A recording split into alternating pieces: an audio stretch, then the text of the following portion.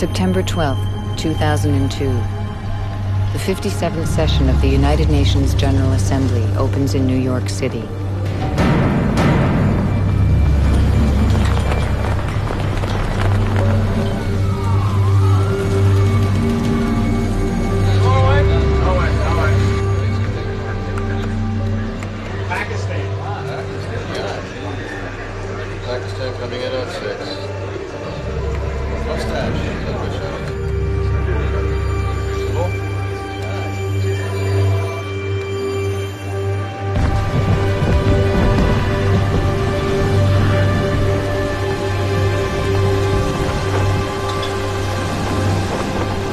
On behalf of the General Assembly, I have the honor to welcome to the United Nations His Excellency, Mr. George W. Bush, President of the United States of America, and to invite him to address the General Assembly.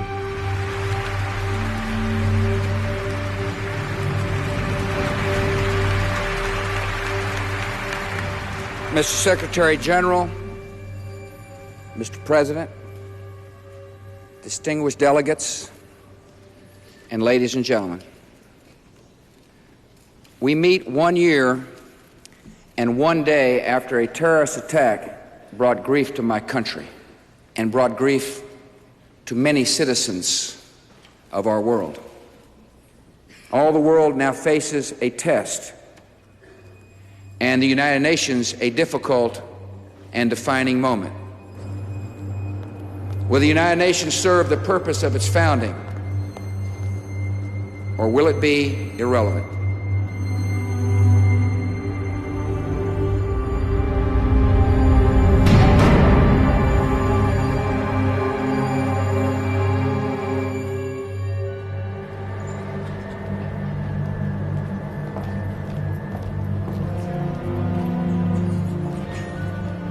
It's not the first time Secretary General Kofi Annan has heard the UN accused of irrelevancy. Right now, there are 60 nations fighting wars, and the UN has peacekeeping missions in 15 of them. Iraq has tarnished the UN, but Annan's got a much bigger problem: the Democratic Republic of Congo. The UN and the Congo have been linked since the beginning. The focus was New York, where the future of the United Nations lies at stake upon the Congo issue. We believe that the only way to keep the Cold War out of the Congo is to keep the United Nations in the Congo. The speech is interrupted by a well-organized demonstration in the gallery. The stage is set for a test between the free world and the communist bloc, the most critical moment in the 15 years of the United Nations' existence.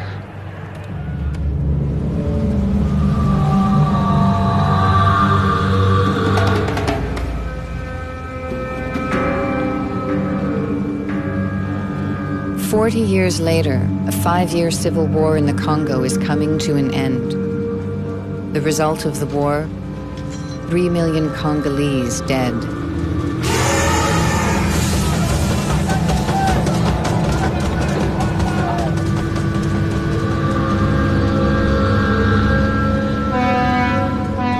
The United Nations is spending $600 million a year creating peace in the Congo.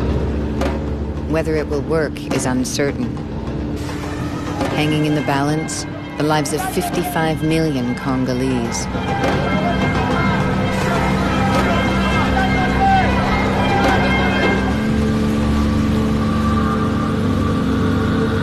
The UN's mission in the Congo is called MONUC. MONUC's frontline troops are military observers, MILOBs. MILOBs don't carry guns. They do get shot at. In the first phases of the Congo mission, it was essentially an observer mission. And so we gave the impression that we had lots of troops, because we already had 3,000 troops, 4,000 troops, which looks like a big number, but which were there essentially to make sure that a helicopter would not be looted, that an oil depot would not be looted, protecting our own assets. But I think that a mission in a place like Congo that is only an observer mission, that's a very dangerous proposition politically, because the gap that you open between the expectations of the people and what you can actually deliver is just unsustainable.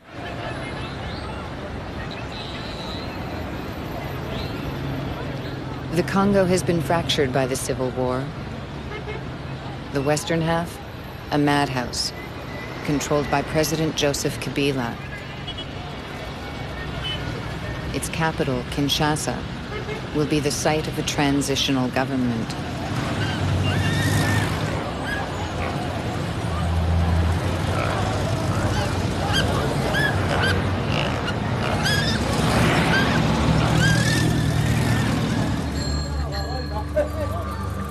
A 1,000 miles from Kinshasa and still outside government control, the eastern Congo. The area is blessed with gold and diamonds, and cursed by those who want it.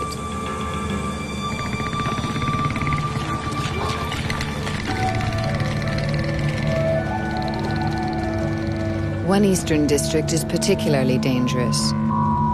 It's called Ituri.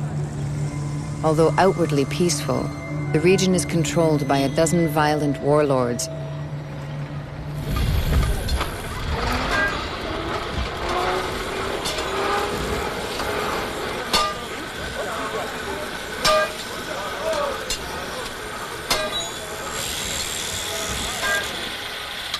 In Ituri, they make machetes out of car springs.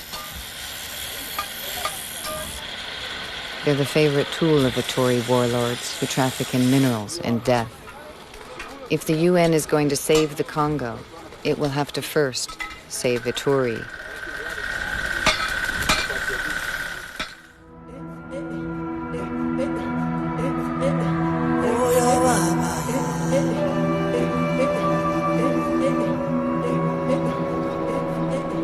New York.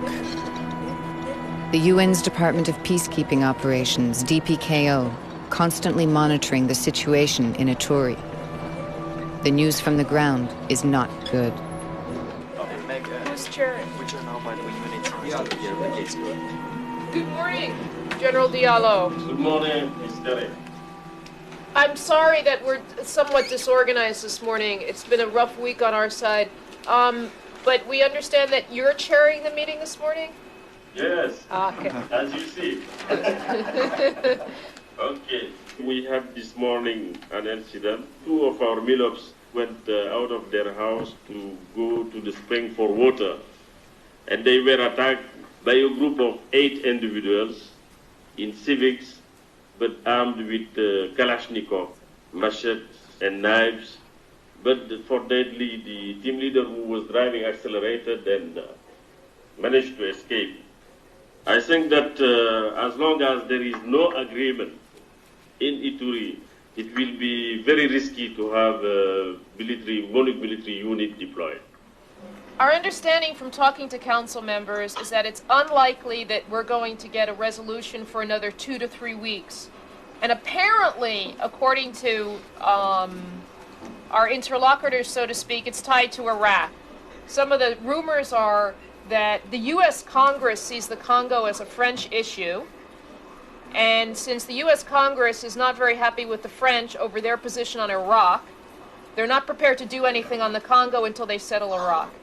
In the meantime, we will try to make the situation there as public as possible with the Security Council, with the SG, and in the press, so that if it does get out of hand, nobody can say that the UN didn't warn them.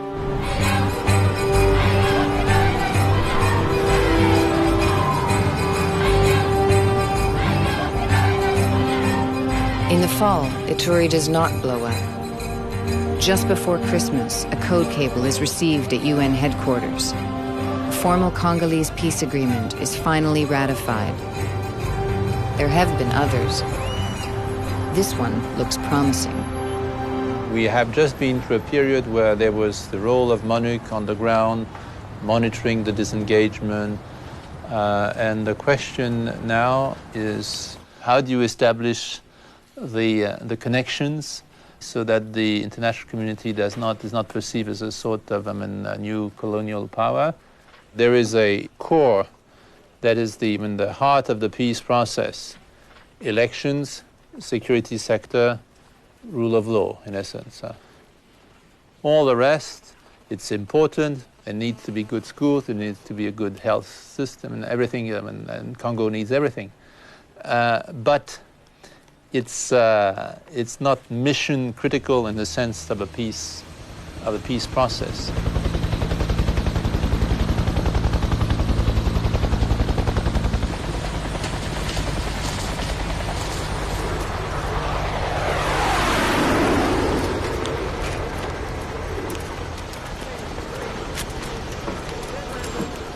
Spring 2003. Peace in the Ituri was too good to be true. Despite enormous UN pressure, the ruling warlords refused to surrender their weapons. They crave instability. It's good for business.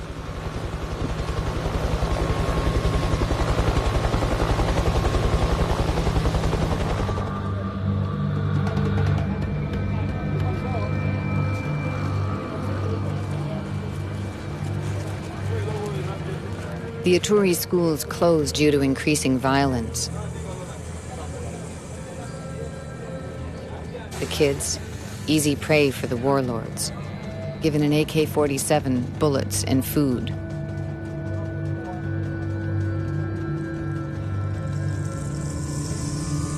What the warlords get in return? Ituri's gold.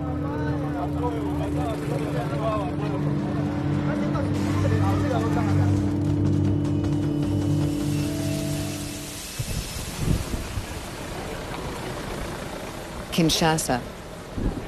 The UN's MONUC headquarters is worried. If Ituri blows, the entire Congo could go with it. Good morning, sir. Good morning, ma'am. To commence with the morning brief, we have a couple of reports, and first is from Bunia, where team has reported that there has been a considerable movement and increase in the number of Lindu combatants. Meanwhile, number of civilians believed to be Himas have left Bunia town. Humanitarian affairs? Yeah, and it's been fighting in Baraka between the Mai Mai and the RCDG, and there are apparently quite a lot of people who've been displaced as a result of that. We've actually received word from the Center for the Prevention of Genocide that they are also aware of the alleged massacres that are actually taking place.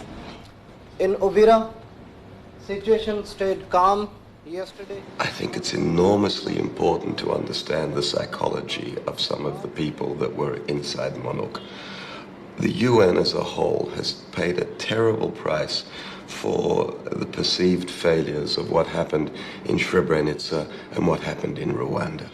We would do everything that we could to make sure that we didn't have another Srebrenica, we didn't have another Rwanda on our watch. And that was the key thing, that the UN couldn't take another disaster, another genocide while it was deployed in the area, no matter how lightly deployed, no matter how inadequately.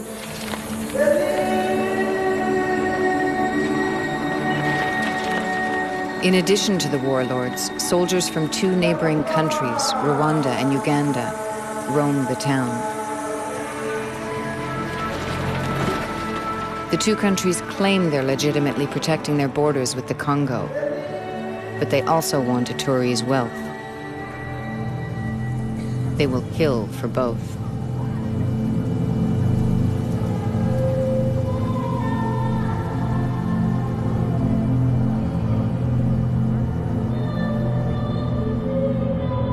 By the end of March, early April, we were saying, please, members of the Security Council, please, international community, give us some time. MONUC had 4,500 people in this enormous country, 4,500 troops doing all sorts of things. We could not deploy ourselves into Ituri to try to prevent the massacres that we expected were going to take place.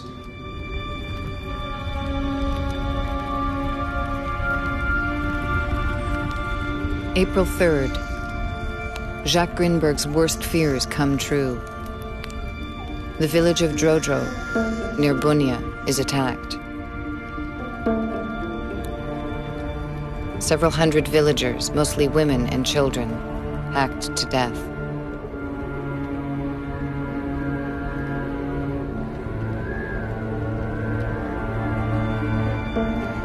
The victims, they're of no strategic importance. They're minor pawns in the warlord wars. Lançons enfin, dans l'ensemble, un message de paix, de réconciliation. 2 weeks post-massacre, the warlords signing a peace accord. No one believes them. Et de prier pour nous, pour que cet exemple impérieux soit le salut de tous.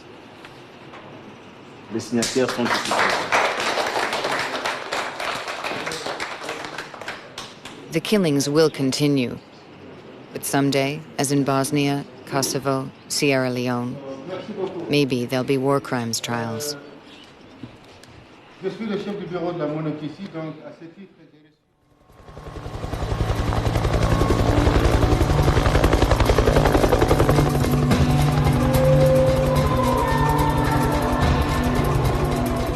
5 days later, a team of UN investigators heading for Drodro, site of the recent massacre.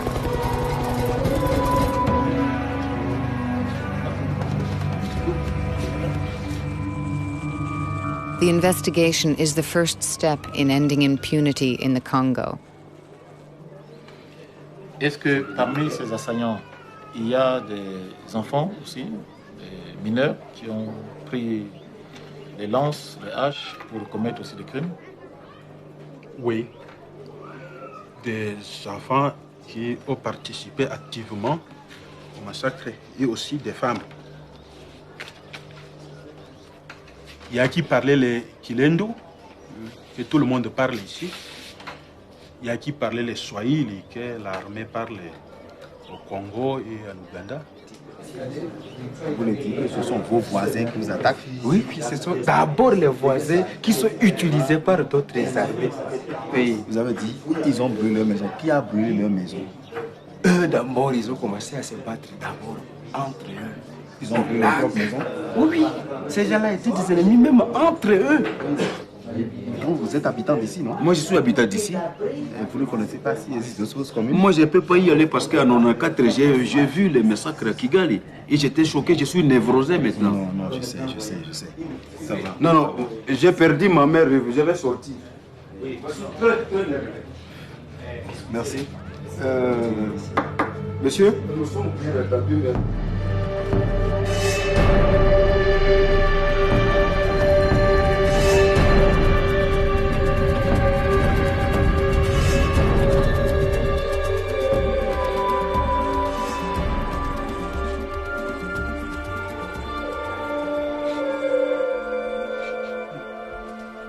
While Drodro testimony is being taken, a young girl, killed and mutilated.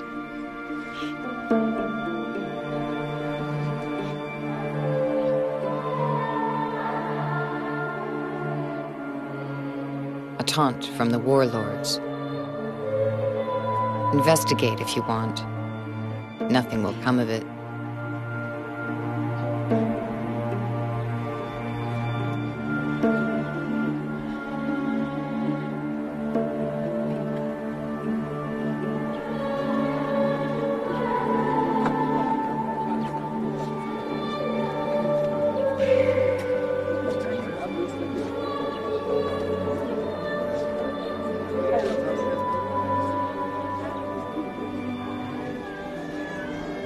And in a jungle hospital, more victims.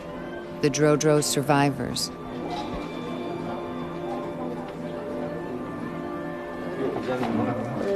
Donc là, c'est le coup du machette. Oui. Quand on tuait votre enfant, vous étiez là, c'était devant vous que ça s'est passé, ou bien ils sont partis avec l'enfant quelque part pour le tuer? C'était sur place. Comment? L'enfant était sur son dos attaché. L'enfant était sur son dos attaché? Oui. Ok, merci. Bonne guérison maintenant.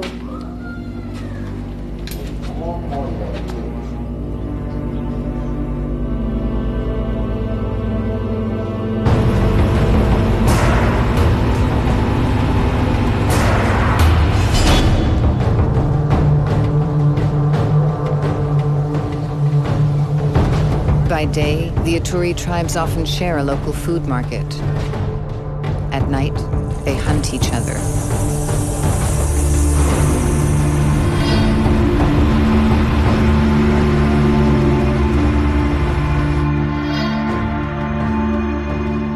Further down the road, a village, Zumbe, guarded entirely by child soldiers, with arms supplied by the warlords.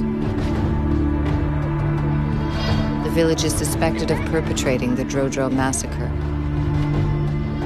Dans certains villages Emma aussi, les gens disent qu'il y a des combattants hindous qui vont aussi les attaquer la nuit, et ils prennent leurs affaires, ils prennent leurs bêtes. Est-ce que vous avez appris ça? Est-ce que vous aussi vous attaquez aussi des villages Emma? De notre côté, nous faisons que l'autodéfense. Jamais nous allons les attaquer chez eux, non. Ça, ce n'est pas vrai. Mais vous avez combien de personnes actuellement avec vous? 3000. Et leur âge va de quel âge à quel âge? 15 Youl. 15 ans et puis plus.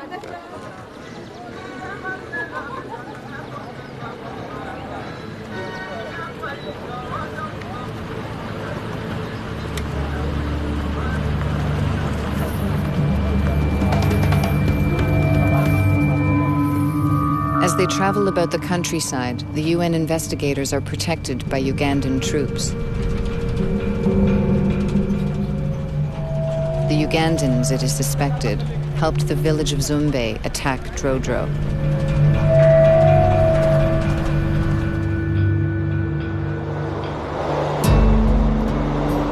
Summer. The months drag on. The Security Council is in a quandary over Uganda. Ugandan troops are keeping the warlords in line, but they, along with Rwanda, are also suspected of being behind much of the Ituri violence.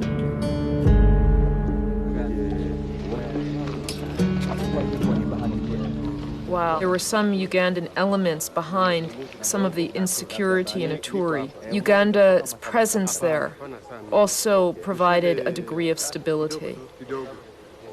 The Ugandans had agreed that they would withdraw from Ituri. The Security Council wanted Uganda out, and it was because of the necessity of pursuing the internal political reconciliation within the Congo. There was a fear that if and when the Ugandans left, Ituri would just blow up into chaos.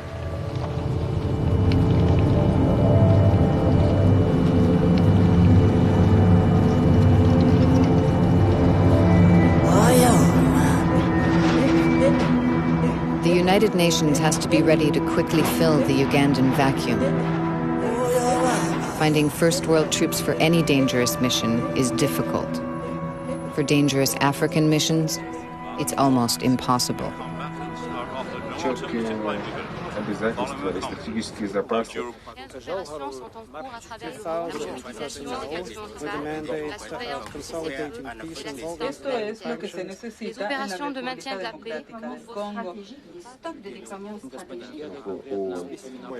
The majority of the contributors of Blue Helmets at present come from the developing countries.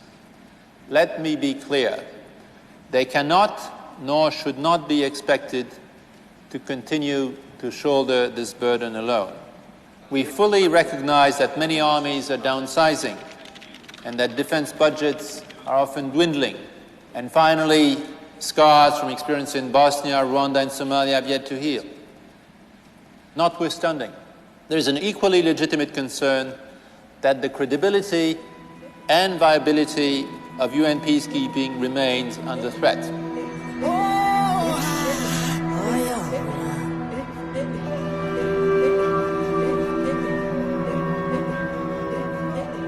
At my level, we're discussing the possibility of how we could diplomatically get the Ugandans to stay without ever actually asking them to stay.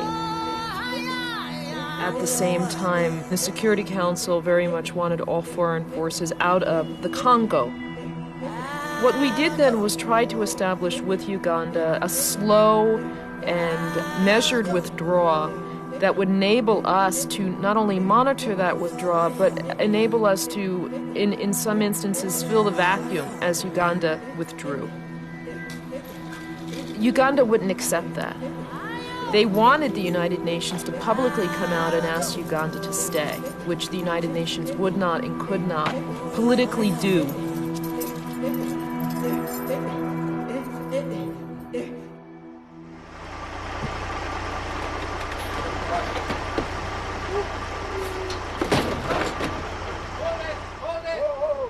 Bunia Airport, May 1st. Uganda, as ordered, pulling out of Ituri. The Security Council pleading for countries to help. Only Uruguay accepts.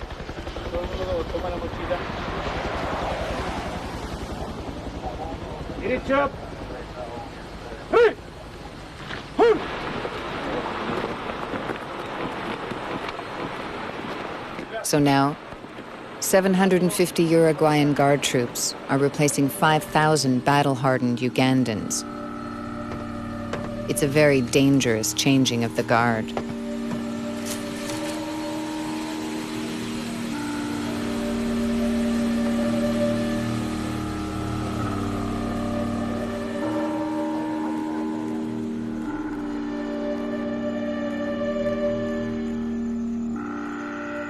The Uruguayans had gotten half to two-thirds deployed.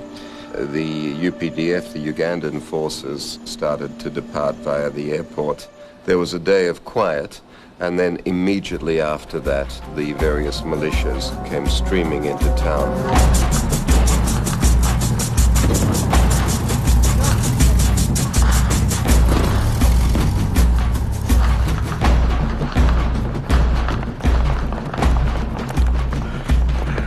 As predicted, Bunia is transformed into a war zone. Much of the town fleeing into the forests. Thousands of others turning to UN camps. They fled basically in two directions. One of them to the MONUC headquarters, which was in town, and the other one to the airport area where the Uruguayans had established their base. I think at one point we had more than 3,500 of these IDPs gathered around our headquarters, and another 3,000 or 4,000 at the airport.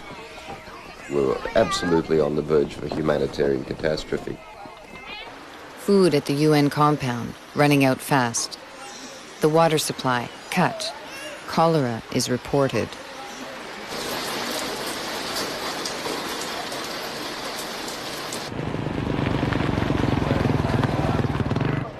At the same time, particularly I think it was the Lendu militia that started to attack MONUC. And with the concentration of IDPs around our headquarters, it became an enormously dangerous situation.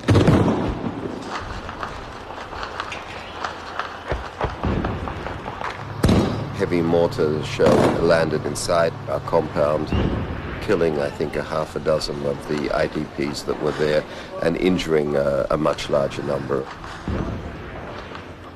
On the third day, MONUC forces, overwhelmed, retreat to their compound. The UN is losing its gamble. The warlords are unstoppable.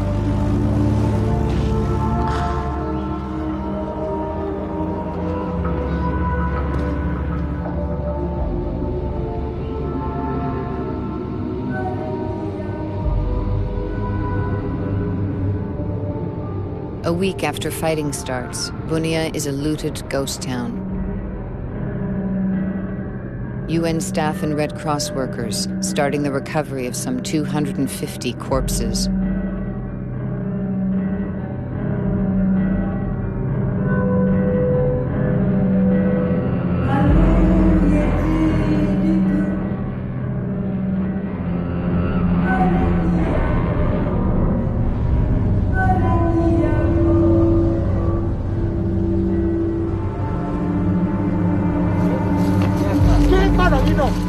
The situation had become so serious that it was now serious time to think about deploying or asking for a multinational, robust force to re-establish some degree of order and normality in Bunia. New York, never anticipating Bunia would fall. The big fear, the entire Congo peace process will collapse.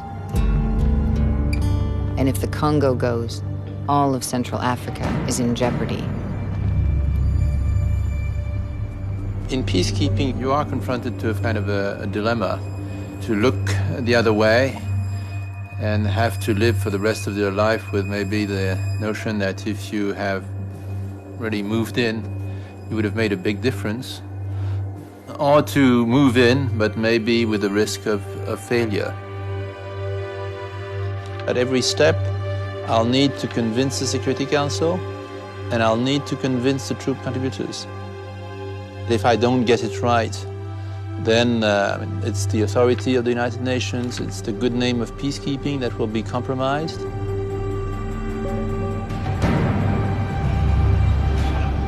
During the Congo's 5-year civil war, the press was indifferent. Now, with new Ituri massacres, media attention shifts briefly from Iraq to the Congo. This has been one of Africa's ugliest wars. Bunia is Congo's latest hellhole. 50,000 people are thought to have died just in that. It is a war in which children are victims and combatants. Population continues to flee. Not a nice place. A contingent of UN troops from Uruguay has been powerless to intervene. One of the very important contribution of the Uruguayan deployed in Bunia, because they were there, they brought the attention of the world media, because you have had a lot of massacres in Congo where it's just too dangerous to have any journalist, any reporter, so you don't even know that they happen. It's very hard for politicians to say, well, we just have to look the other way. And so I think this change in public opinion has an impact on the politics of the Security Council.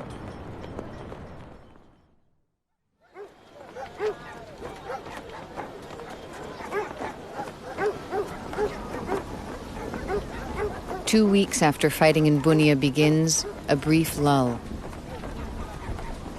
But military observers in isolated outposts are worried. Militia in the hills are preparing to attack the camps.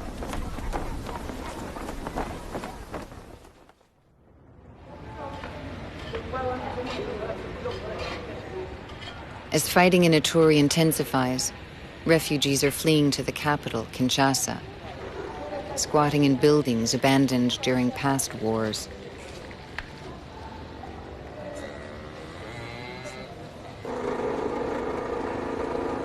Not far away, Parliament is being readied after years of neglect. But with fighting in Ituri, Parliament's opening is questionable.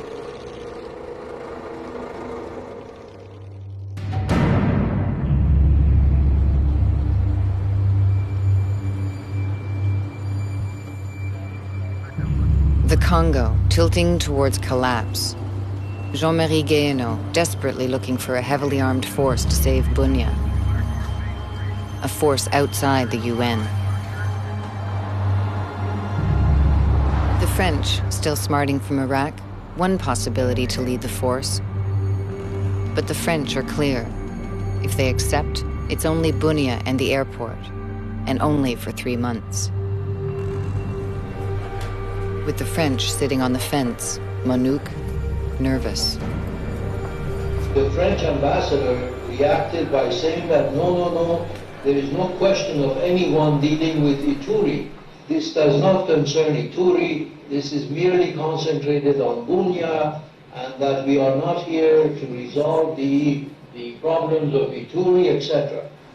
The concept, as I understand it, and maybe I am absolutely wrong, they want to have a compact and manageable force in Bunia, which will consist primarily of something roughly around a battalion size of French troops, with a sprinkle of other troops to add to add legs to the coalition. And in a sense, be thankful for a member state who is willing to come and rescue our troops, because otherwise, the point was last week, and we all know that they would have to be withdrawn. We were very close to that. I think you've heard our position. Our position as far as Ituri is concerned is very firm. The indications we have given you are not changeable. We are warning you about the situation in the entire Ituri. We are not here to be convinced that the problem in Ituri is limited to Bunia. Okay? Otherwise, whatever member states want to decide, whatever others want to decide, is fine and dandy. But we are going to give you the reports as we see it. We're going to analyze it as we see it.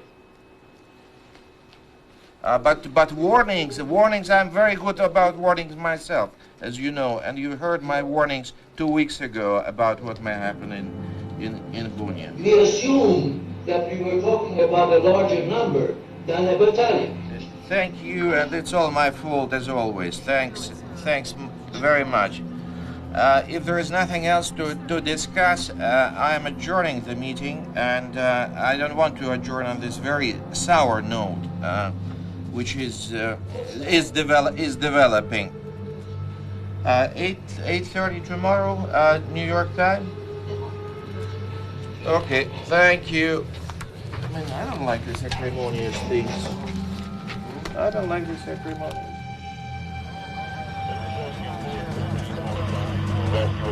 May 10th, Bunia.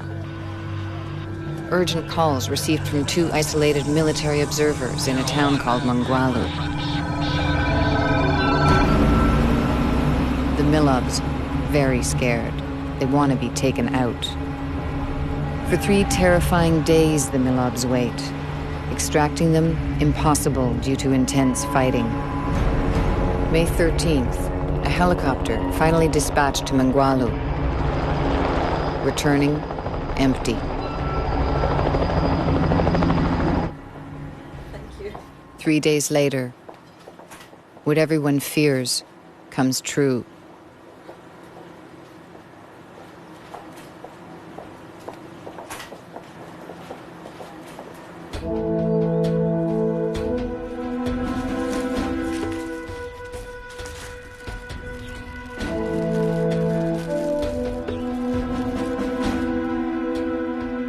The deaths of the 2 Milobs hit MONUC headquarters hard. Rumors circulate. The rescue attempt was botched.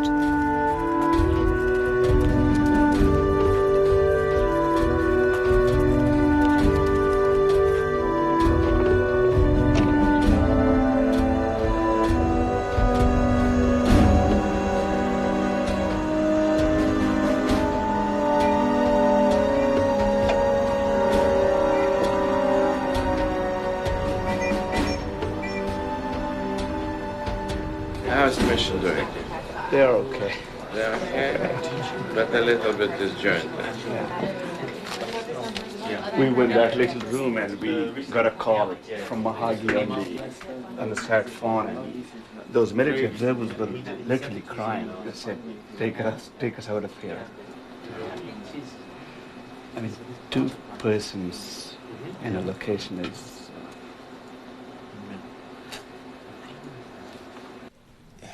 There's still element of mission being somewhat dysfunctional. There is no security assessment in a proper way. No People follow-up. are thrown sometimes. These team sites were established in the most strange way. That's the reports I have. Now, when military observers were just sent without any support, any previous visit, and put in dangerous spots.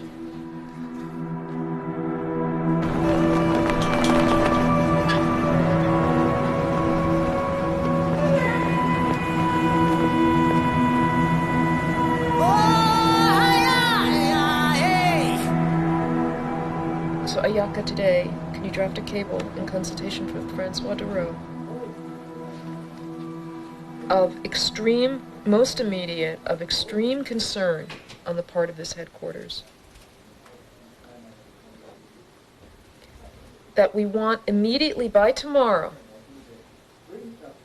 a threat assessment to all personnel, civilian and military personnel, in the Northeast.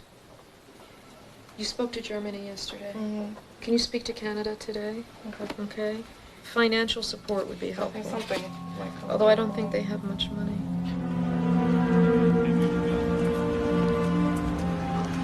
Eventually, there will be a high-level UN investigation into the Milob's deaths. The report will be kept strictly confidential. The Congo.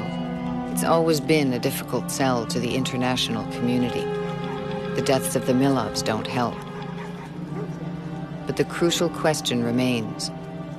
What's the worth of one failed African state? Money. Money, you said? Money for the MNF. I think that's the key thing right now, right?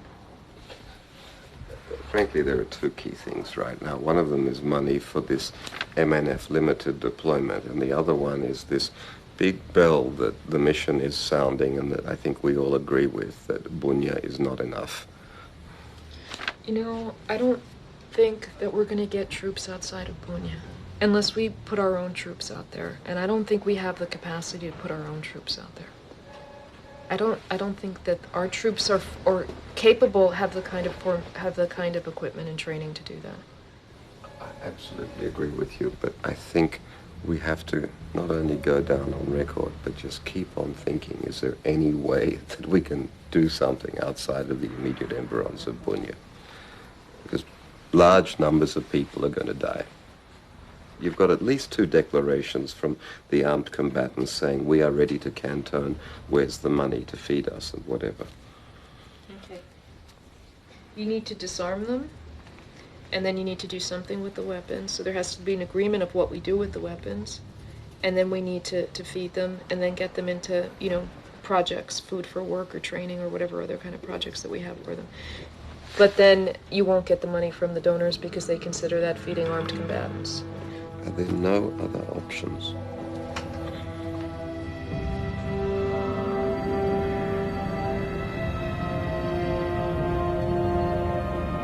We have a plan for Bunia an airport, and hopefully the multinational force is going to deploy there. But there is the rest of Ituri, and there are many ways in which the rest of Ituri could go badly wrong. And there we are caught in a kind of dilemma, because if we flag the issue too much, we might lose the hope that we have of a real deployment in Bunia. If we ignore it, it is just as bad, because we might be surprised by it and we may be misleading those who will deploy in Bunia. The dangerous scenario is a scenario where we have some improvement in Bunia, but then there's just a shift, a shift in the killings to other places. If the people are cynical and clever enough, they don't attack Bunia, no.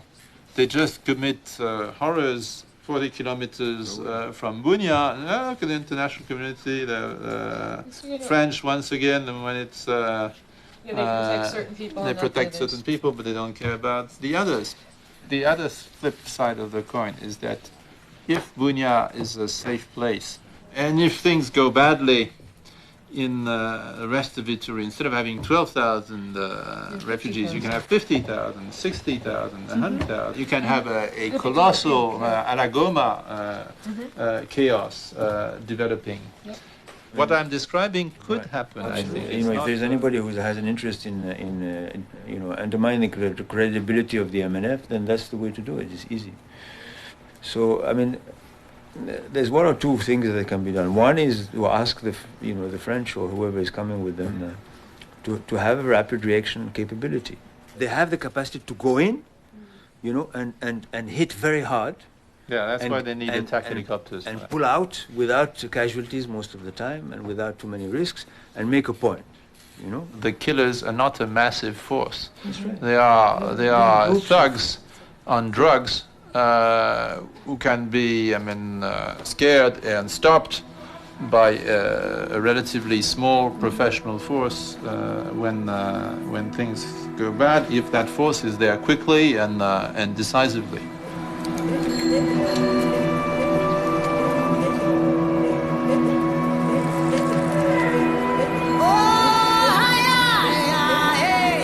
In May, I decided, and the Secretary General supported that, to move toward engagement, because we felt that the risks of loss of human lives were just too high, and that maybe with the memory of Rwanda, the possibility did exist to convince the Security Council to do the right thing. Will those in favor of the May 30th, 2003. The Security Council accepts a French-led multinational force. Please raise their hand. The force might possibly save Ituri, Those against? but only in the short term. The draft resolution has been adopted unanimously.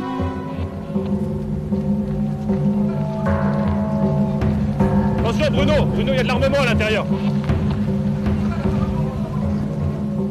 June, the French-led force on the ground.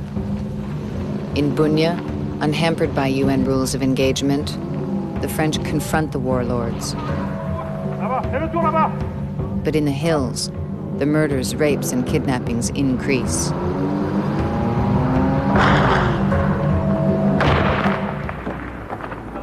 Qui a tiré? Hé, dégage! Va parler! Calmez-vous! Retournez à ma proche! Couchez là! Couchez! Couchez les mains sur la tête! Couchez là! Couchez! Mettez-moi sur la tête! Mettez-moi sur la tête! Couchez! Couchez!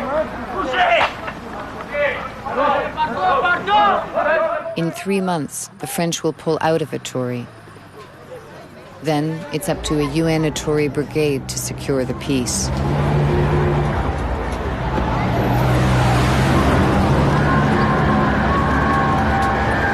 Since the French have agreed to deploy in Bunia only with a very clear time frame and a deadline, we have to be sure that by September 1st, our forces are rolling in and operational. And that's in the hands of the Council. And the Council in the hands of what will be the US decision. And there, every day that passes will make me extremely nervous.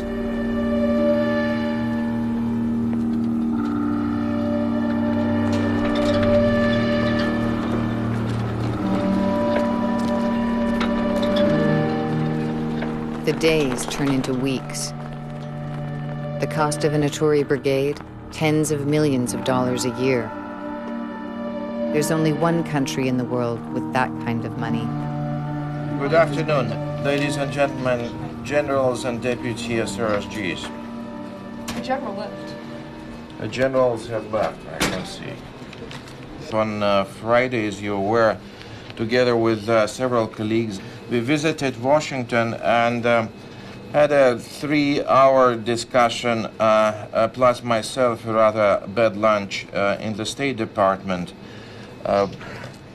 with the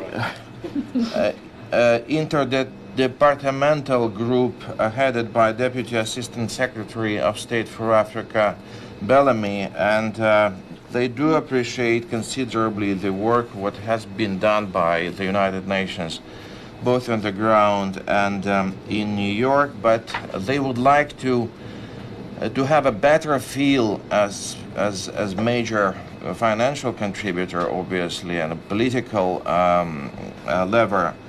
What is the end game, both in Ituri and in the Congo as a whole? And when they see the proposed ceiling at 10,700, for them it's a real jump. As far as the deployment of the brigade is concerned, and here I have no choice but to make a comparison with NATO in the Balkans. How is it that a mere brigade is being questioned for the UN?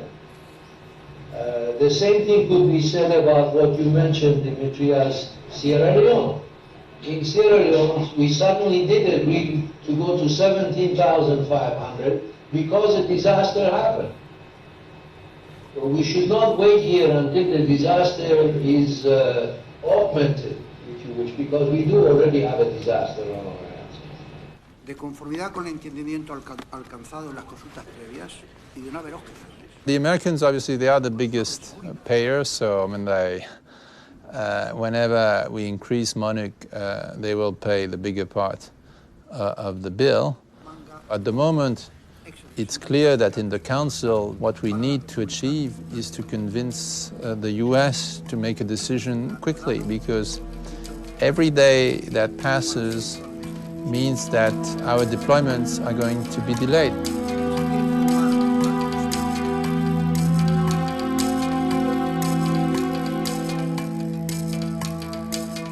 On the one hand, many of my colleagues are working to give the information necessary for troop contributors to put together the kind of troops that we would need for Ituri.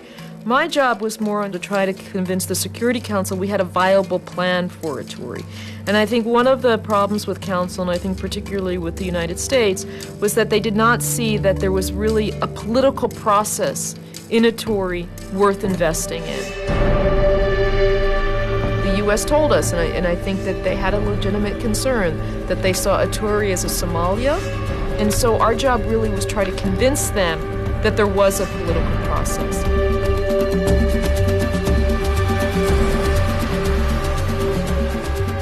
June, Meg Carey to Bunia. Her mission, find an exit strategy for the Ituri quickly, one acceptable to the Americans.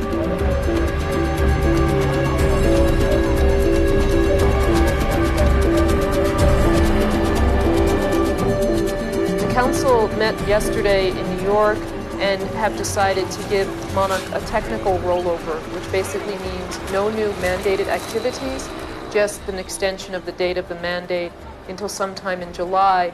But the first implication is that we will only get a task force of 1 battalion and that we would not have any additional troops beyond 1 battalion at the current date of exit of the international force. And that has major implications for the work that we do in Ituri. So we have a lot of work to do to try to convince the people who pay the bills that it's worth their investing in it.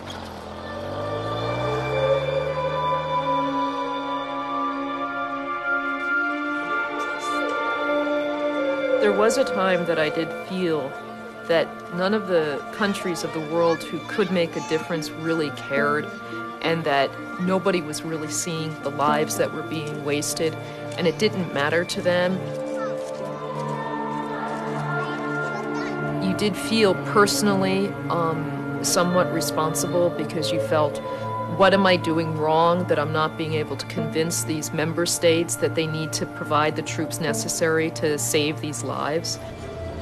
You can't pull these people out now because then it'll make the situation worse for us. And you also felt responsible for the United Nations staff that were putting their lives at risk in Ituri. And there was a great deal of pressure. It is once again a unilateral action taken by the government.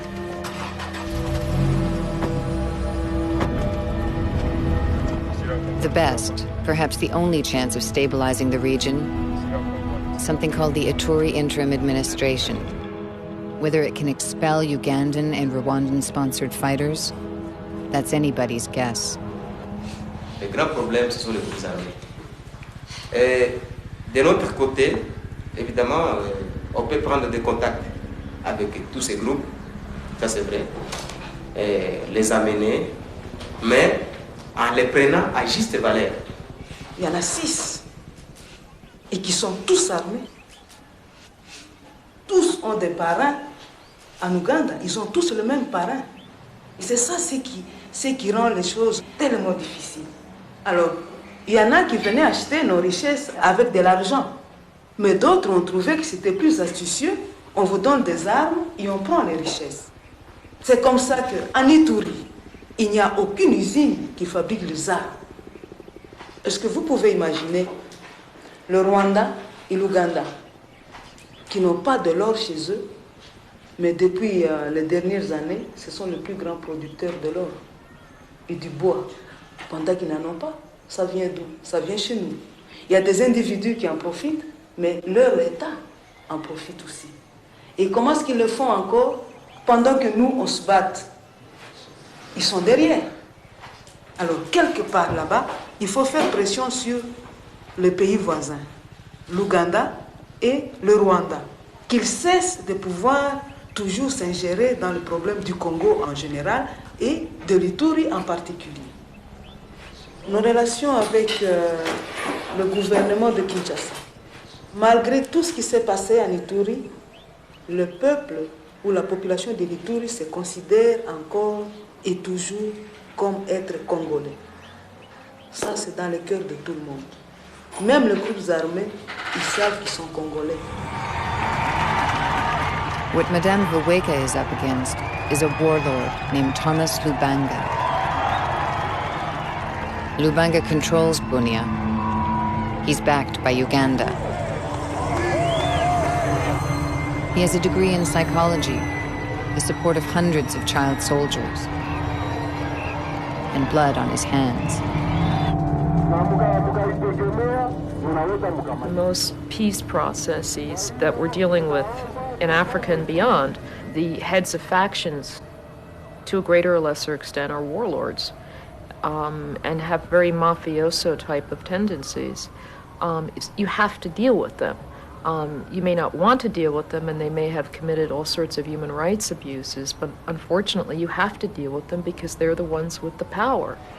What do these military leaders want? I think if we talk about UPC, the leadership of UPC, definitely Lubanga wants to play a national role in the Congo, using Ituri as a pretext for it, you know.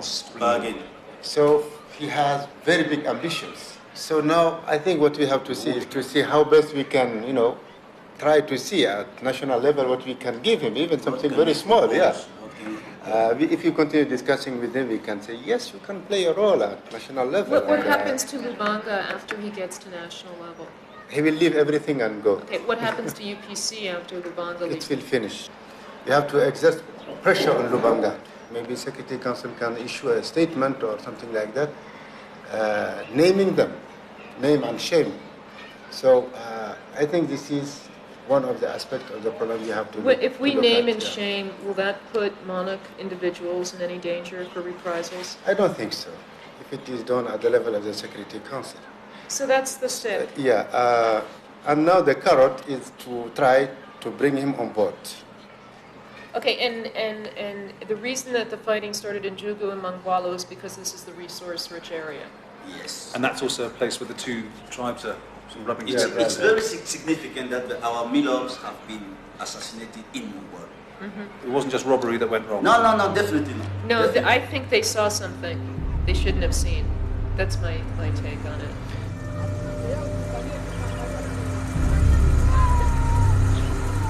While Meg Carey looks for an Ituri exit strategy, the Bunia jail is renovated.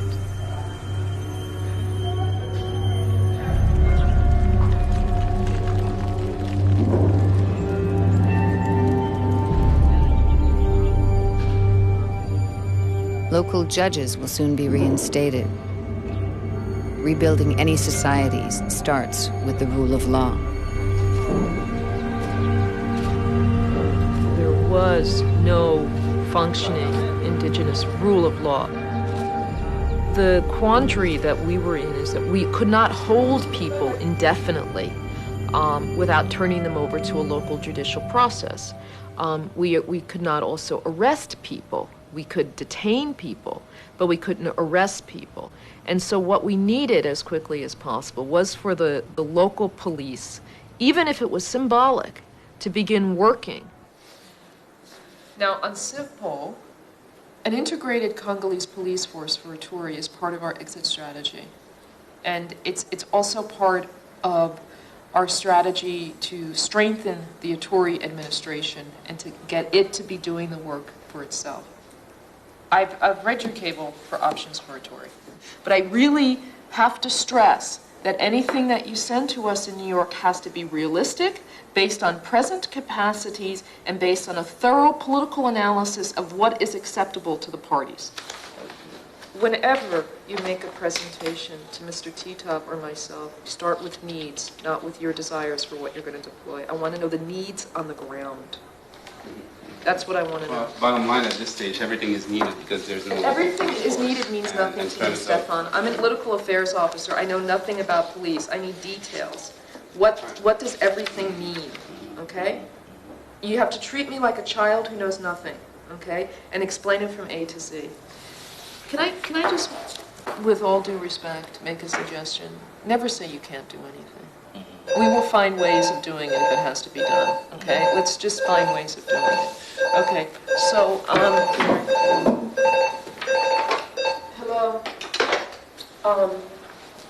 So basically we've got to start for purely political reasons. And not because of substance or this is the right thing to do, but purely for political reasons. I would like to start training a police force now.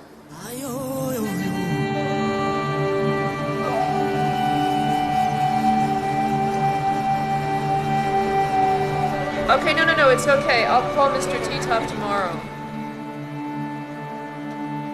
Before you hang up, can you dial my home number? Thank you.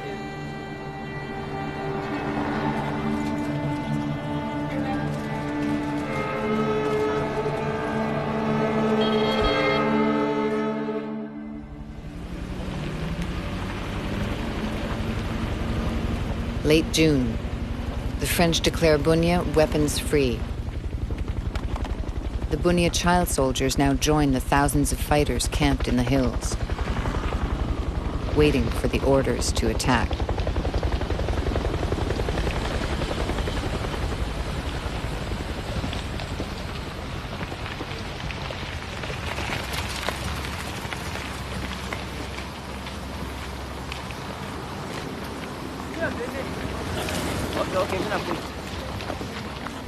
La guerre est finie?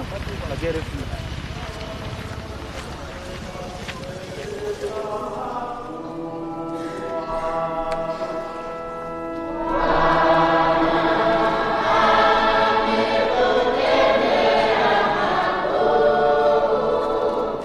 That Sunday, the people of Bunia celebrate the town's liberation.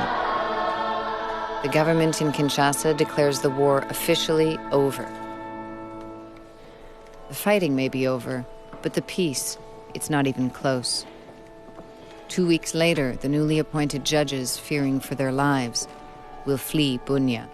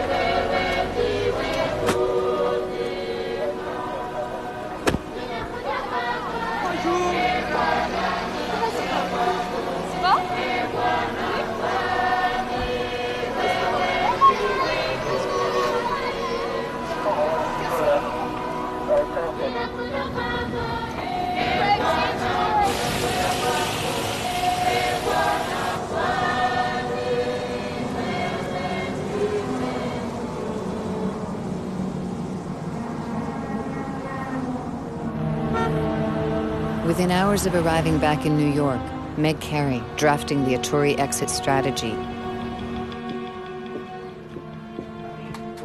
The plan? Several thousand additional UN troops to secure Bunia after the French leave, and $150 million to pay for them.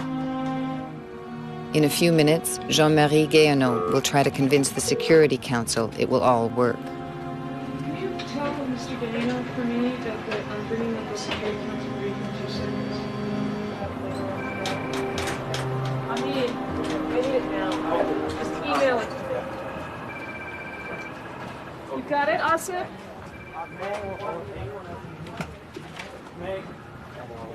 Show you the spots where I put in the added.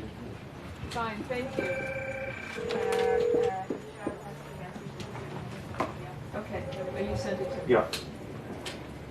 Possibly to reinforce Although detachments in North Kivu. Ça va? Okay, although this is primarily an allegation of the MLC, have we any monarch? They've apparently Okay, confirmed fine, it. fine. However, the RCD has put forth 3 demands that the DRC government... Can you take the message from me, please? I'll take it. Hi. Okay. It's 11 pages. He said fine. Tough shit.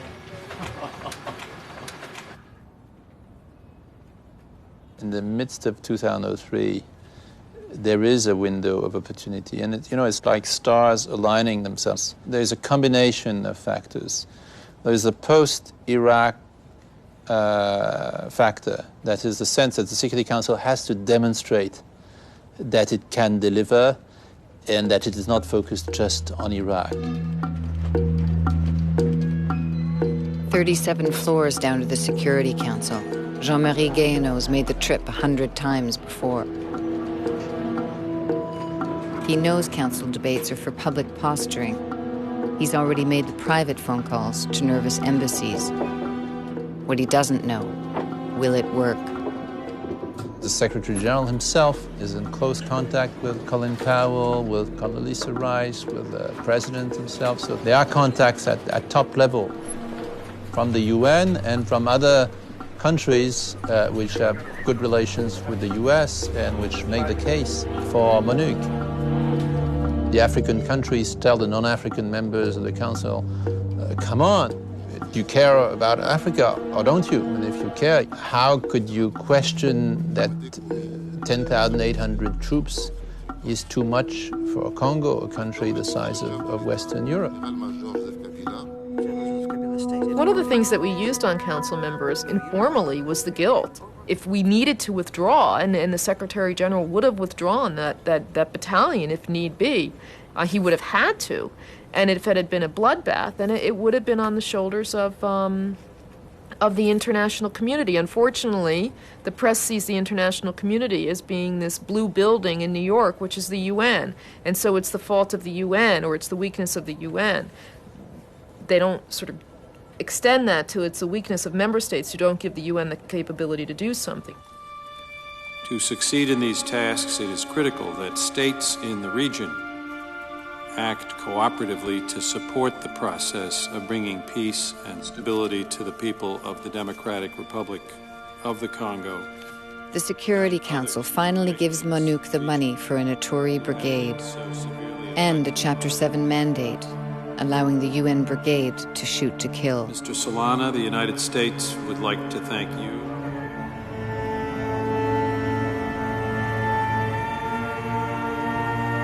Chapter 7 comes with a package of troops in terms of numbers, in terms of determination, and also a package of political commitment of key players to put the pressure on all those who can make a mess of the situation if they so decide. We have to make sure that the troop contributors are prepared to draw the consequences of that.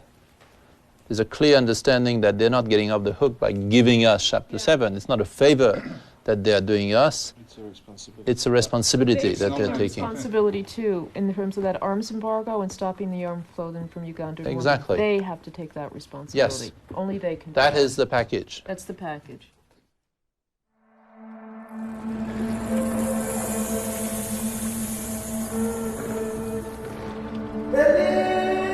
Fall 2003. The Congo River once again open.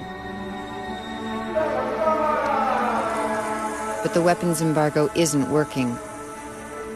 Arms are traveling from Ituri down the Congo, spreading violence to neighboring provinces.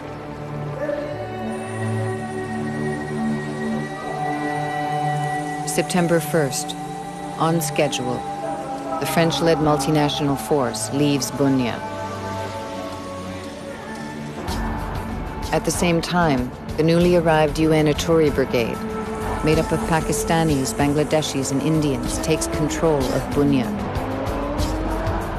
This time, the UN Brigade is, by anybody's standards, a robust force.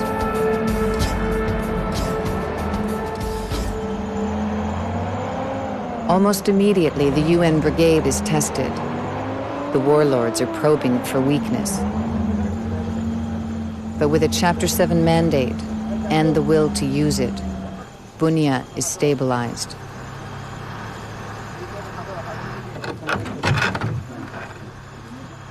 Ne bouge pas! Ne bouge pas! Fais attention! On va te tirer si tu bouges.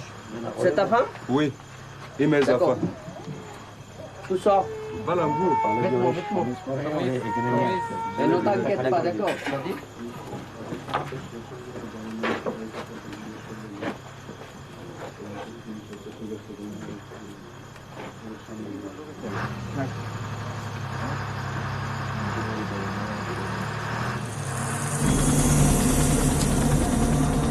Simultaneously, the brigade, with attack helicopters from India, starts extending its perimeter into the hills once owned by the warlords.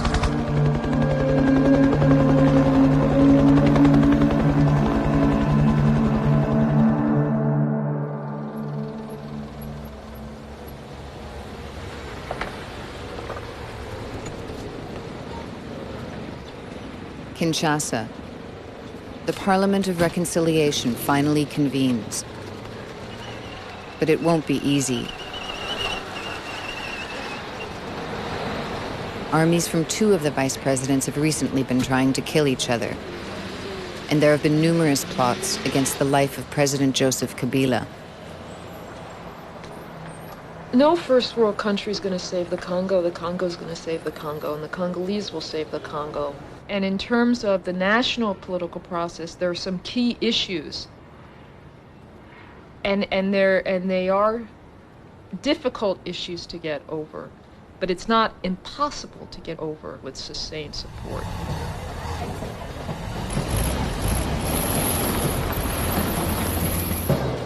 October. As MONUC provides security, the first class of the Bunia police, the one Mekere wanted, is about to graduate. In the class, cadets who not long ago were trying to kill each other.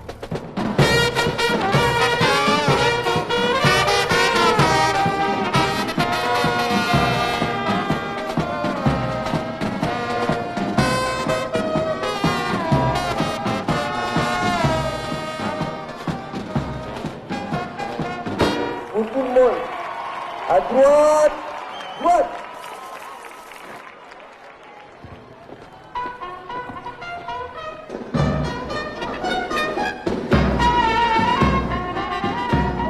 What is happening in Ituri is at the forefront of what could be happening in the country as a whole.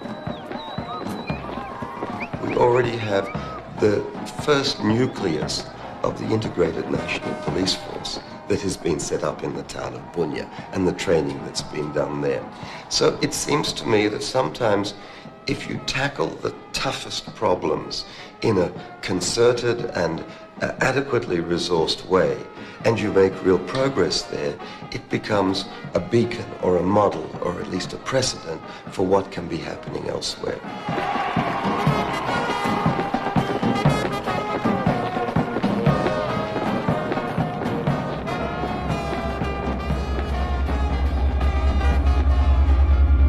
The risk, in a way, is that as things look better, and they are indeed better, the sense of and the pressure, the sense of imminent risk is no more there, which is a good thing because it reflects progress on the ground, but which is a dangerous thing because that progress is not so solid that there is no need for continued very strong engagement.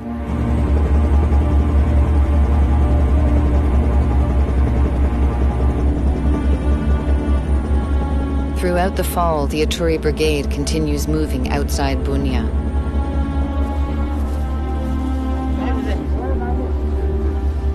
Mungwalu, site of the murders of the Milobs, is particularly dangerous. There's a gold mine here, gold to buy arms.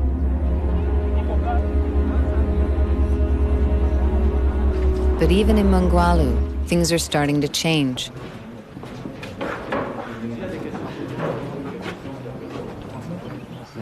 J'insiste sur le fait, je crois que maintenant tout le monde l'a compris.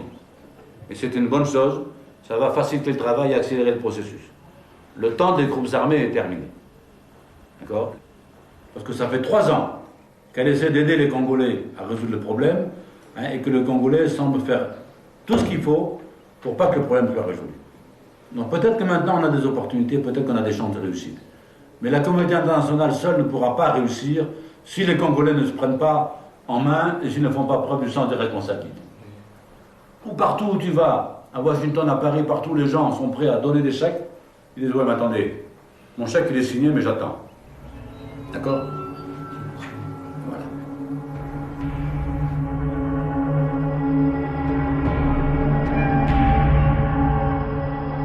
Despite what their leaders may do, the Congolese child soldiers will not turn in their guns in the coming months. No one has figured out an incentive that works.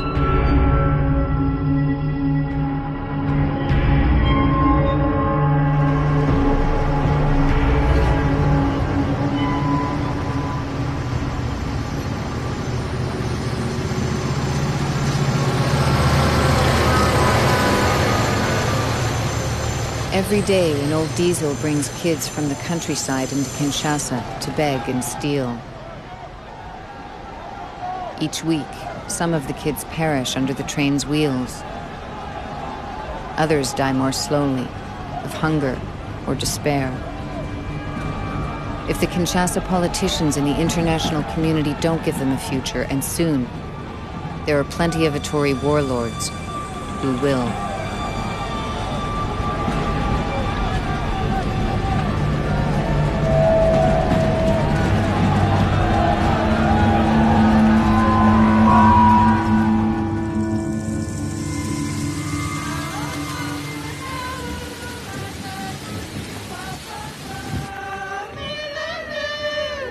In the following months, the violence in Ituri does not stop.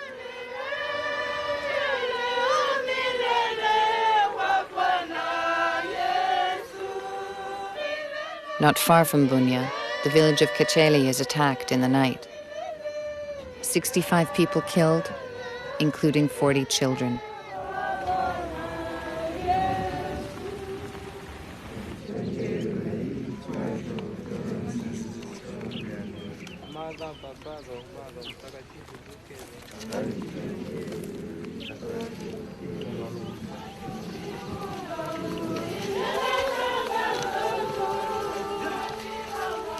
In the fall of 2003, the UN itself becomes a target. Several more Milobs are killed. But the worst predictions have not materialized. A massacre on the scale of Rwanda has been averted.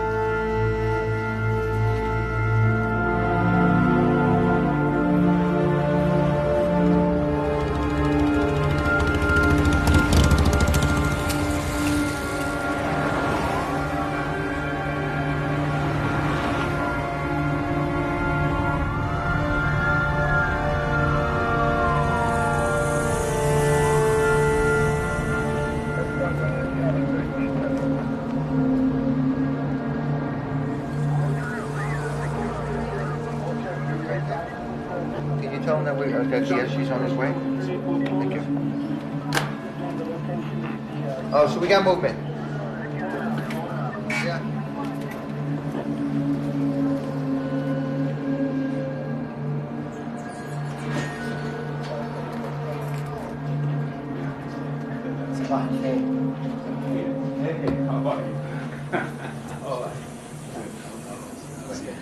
It's been a mixed year for the world's peacekeeper. Just called. The Security Council failed to stop the war in Iraq. But Haiti, Burundi, and Liberia, amongst others, are qualified successes. And the Congo, a country no one wants to think about, it continues its painful march towards national elections. Thanks to the, as part of that. Oh, very good. That's terror prevention fence. That's amazing. Oh, thanks.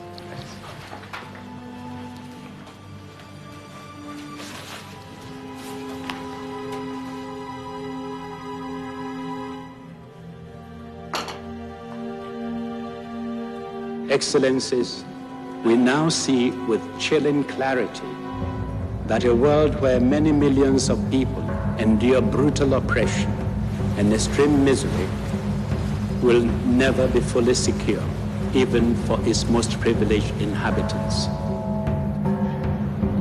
Once again this year, our collective response to events of this type in the Democratic Republic of Congo has been hesitant and tardy. History is a harsh judge. It will not forgive us if we let this moment pass.